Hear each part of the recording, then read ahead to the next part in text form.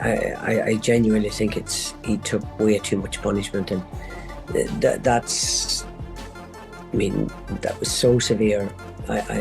If I were him, I'd never fight again. Yeah, look, I thought I'd done enough to win the fight. Don't get me wrong, it wasn't as clear cut as I'd initially wanted it to be, but I definitely thought I'd done enough.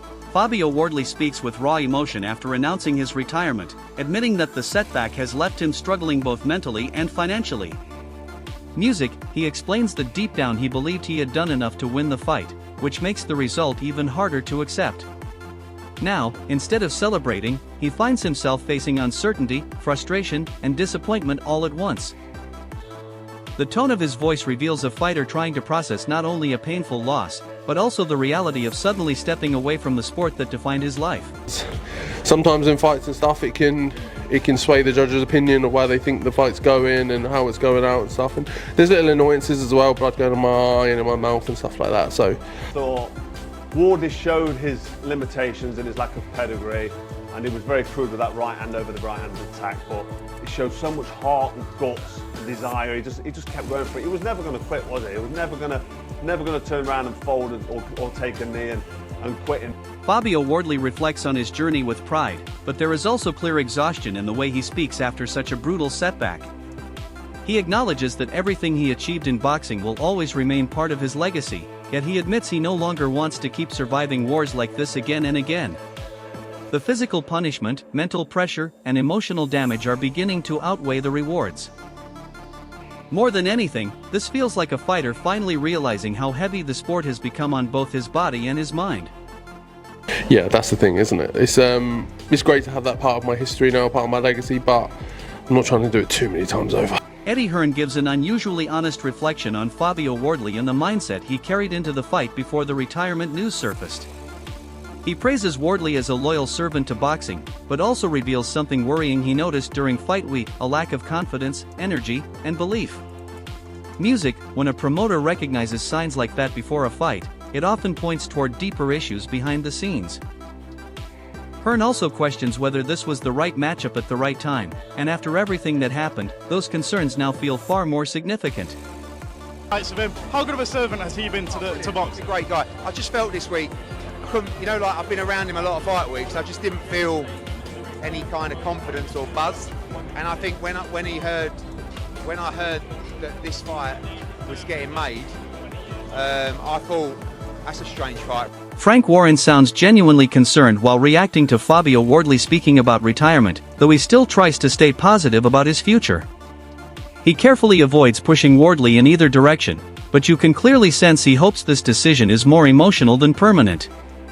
At the same time, Warren reminds everyone of the unforgettable fights Wardley has delivered throughout his career, showing deep respect for everything he has contributed to British boxing. Still, beneath the supportive words, the uncertainty surrounding his future remains impossible to ignore. Well, I hope that's not going to be the case for him, and if he carries on, we certainly would be looking to help him in that way. But look, he's been involved. Dominic Ingle delivers a brutally honest breakdown, suggesting that Fabio Wardley may have taken too much punishment to continue competing at elite level.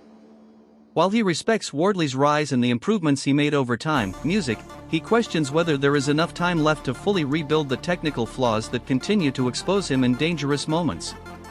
The biggest concern here is not talent or courage, but long-term damage. In Ingle's eyes, this conversation is no longer about ability, it is about survival and whether boxing is still truly safe for him moving forward. Fight difference, fighting a world champion, a legitimate world champion for a title, and beating a world champion who's already a world champion. And Fabio Wardley hasn't beat a current world champion to be the champion, has he? Josie Parker's been a champion. Yeah, but he wasn't the champion, No. right? So Derek Chisora gives a harsh and emotional reaction, pointing directly at the technical weaknesses in Fabio Wardley's performance. He criticizes the absence of basic fundamentals like the jab, defensive structure, and overall discipline, arguing that Wardley relied far too heavily on raw aggression. The frustration in Chisora's words reflects just how exposed Wardley looked during key moments of the fight, especially against a calmer and more experienced opponent who punished nearly every mistake he made inside the ring.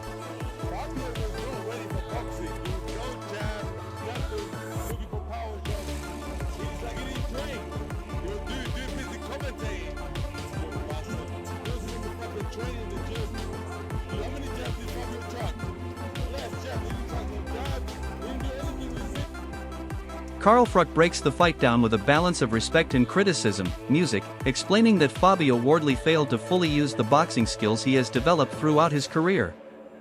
Fruck acknowledges the strong run Wardley has had, but also points toward moments of naivety and inexperience that proved costly under pressure. At the same time, he does not completely close the door on a comeback. Instead, he suggests this may only be the end if Wardley refuses to learn from the mistakes and evolve into a smarter, more complete fighter.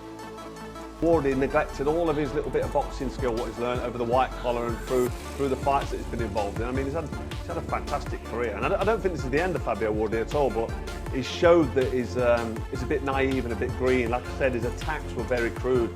I don't know what Ben Davison should have been telling him. Stop throwing that overhand right from out of range. He's looking for the knockout punch. He's not even got his feet in range. Carl Fruck continues his analysis with a mix of admiration and frustration, pointing out that Fabio Wardley abandoned many of the boxing skills he spent years developing. He respects the career Wardley has built, but believes inexperience and poor decisions at crucial moments allowed the fight to slip away.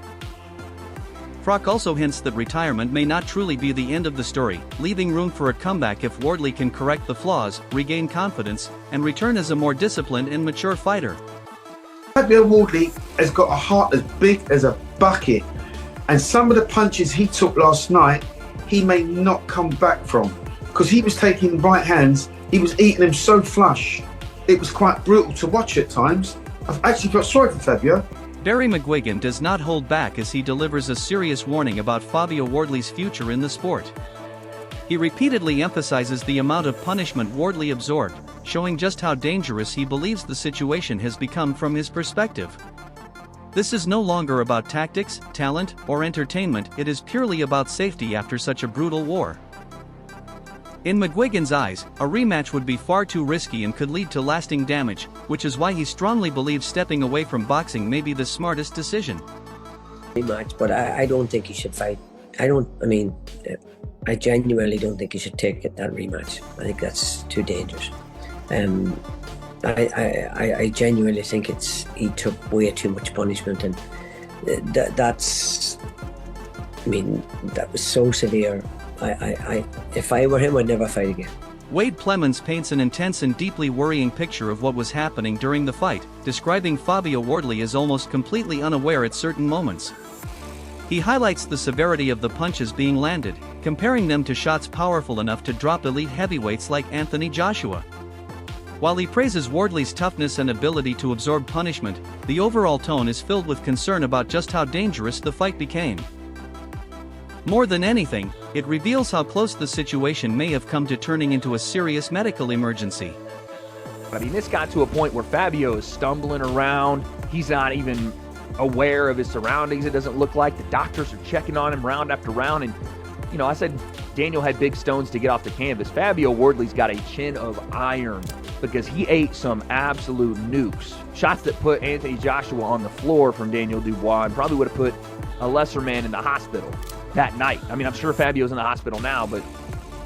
Johnny Nelson breaks the fight down from a technical perspective and explains exactly where things began falling apart for Fabio Wardley. Early in the fight, he saw positives: the jab, movement, structure, and overall discipline made Wardley look competitive and in control.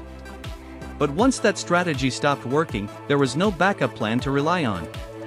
That inability to adapt under pressure is what caused everything to collapse from round 6 onward. In Nelson's view, Wardley started well, but lacked the adjustments needed to survive when the fight changed direction. The first half of the fight, he kept his shape. You know, the jabs were working, dominating head to body. Kept slinging that big right hand over the top. Now and again, he's whipping up the middle. He had good feet for a big guy, good feet. And I thought, you look the part. But then there was no plan B that he could rely on if that didn't work. And you saw from round 6, he lost his shape. The shape had gone because there was no plan B. You know, when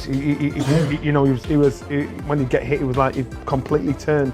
And trust me, this boy's got no coward in him. David Hay focuses entirely on the entertainment, intensity, and drama of the fight, praising both men for delivering a true heavyweight war.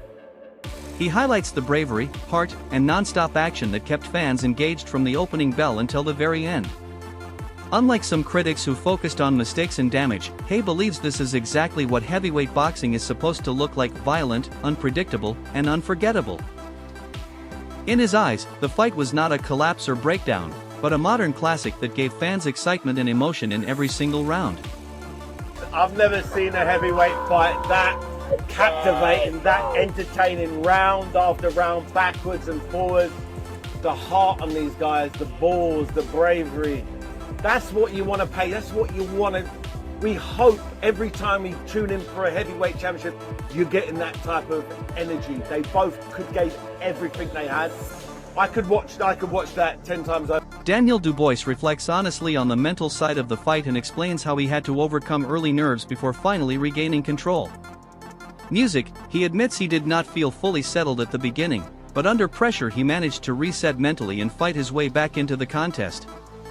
Music, the mention of the slap from the corner shows how important urgency, focus, and intensity became in that moment. It reveals the mindset of a fighter who had to dig into a dark place mentally just to survive the chaos and eventually emerge victorious.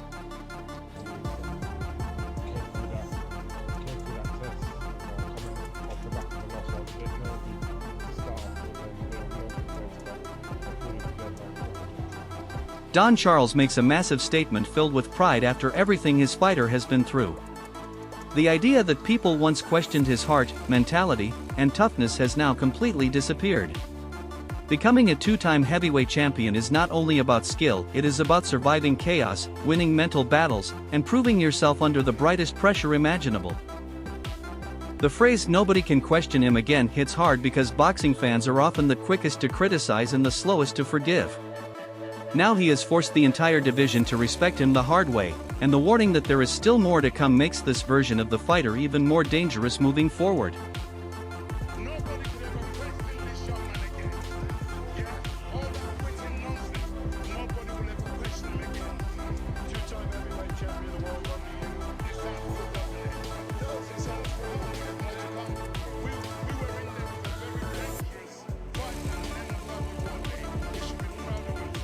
Buddy McGirt explains the fight with pure old-school boxing honesty, saying the first-round knockdown completely changed everything. From that moment on, the fight stopped being technical and turned into a dangerous hunting mission. Once a fighter begins loading up on one punch, the rest of the fundamentals disappear: the jab, the defense, the timing, all of it. That is exactly what he means when he says there were no jabs and no defense, just desperation for the right hand. Still, despite all the mistakes, the heart and determination shown throughout the war stood out to him the most. And when a respected veteran trainer calls for a rematch, it proves the fight still feels unfinished in the eyes of boxing fans. Hell of a fight.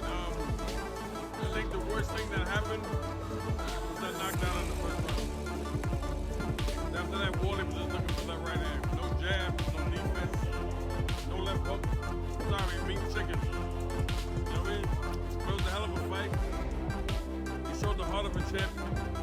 And I think there should be a rematch. Don Charles once again speaks with enormous pride after watching his fighter silence every doubt surrounding his mentality and toughness. The criticism about his heart and mindset has now completely flipped after surviving chaos at the highest level and becoming a two-time heavyweight champion. That statement, "nobody can question him again," carries serious weight because boxing is a sport where respect is earned through suffering. Music. He forced everyone to acknowledge him the hard way, and when a trainer confidently says there is still another level to come, it sends a warning to the entire heavyweight division that this fighter may only be getting started.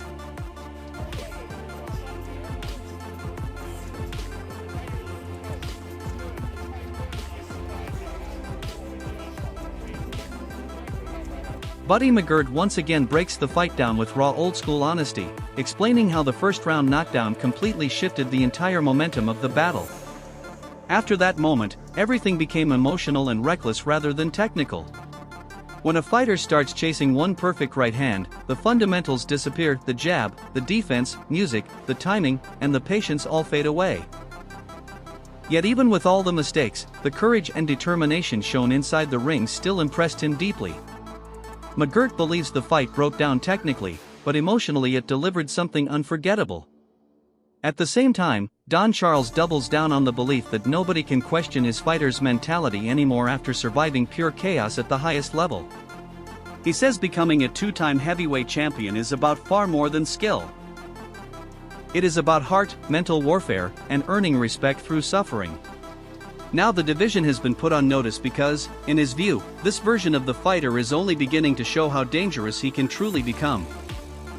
Thanks for watching Boxing World TV Boxing Glove. Don't forget to like, comment, and subscribe for more non-stop boxing action, fight highlights, and champion moments every week.